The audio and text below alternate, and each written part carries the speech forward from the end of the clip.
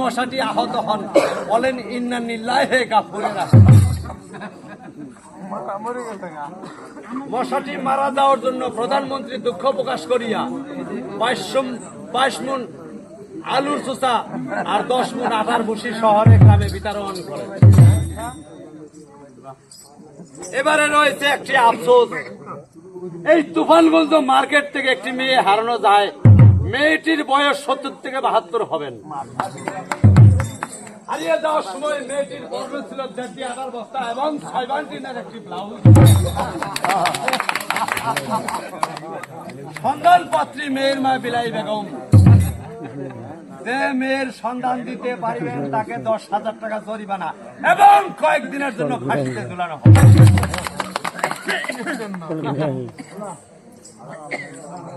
এই যে Bharat Bangladesh India train চলাচল করছে, তার নিচে পড়ে একটি হাঁস একটি মুরগি আহত হয়। সমস্ত হাঁস মুরগি সরকারের কাছে বিচার প্রার্থনা করেছেন, যদি এর বিচার সূক্ষ্মভাবে করে না দিতে পারেন তাহলে তারা ট্যাবলেট খেয়ে ডিম পাড়া বন্ধ করবে। এবারে রয়েছে আবহাওয়া। আগামীকাল সূর্য উঠবে আর ডুববে না, ডুববেতে নিববে না, নিববেতে অন্ধকার। এখন সংবাদ এখানে